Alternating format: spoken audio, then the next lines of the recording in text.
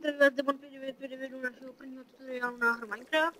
Tady si ukážeme různé respawnové možnosti a pasti a děla a tak dále. Dneska si ukážeme to dělo. Pustíme první, pak druhý. A přímo tam, kde jsem to střelil na poprvé. Ukážeme si, jak se to bude. Budeme k tomu potřebovat obsidian, redstone, repeater, TNTčko, vodu, půlblok a tlačítko. Takže první dáme takhle jeden obsidian, takhle jí dáme 5. Tady dáme půlblok,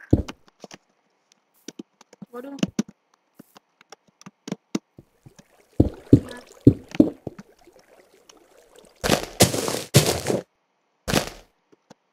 tady dáme další obsidian. Je to nejjednodušší dílo, co si můžete tady v Minecraftu vlastně postavit.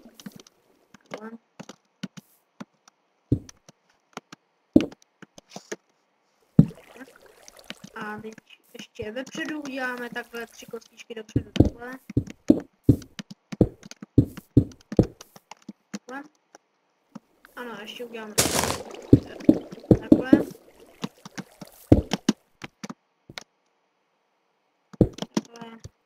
Takhle.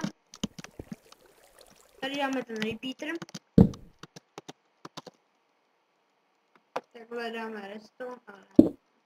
Takhle dáme redstone. Zapojíme.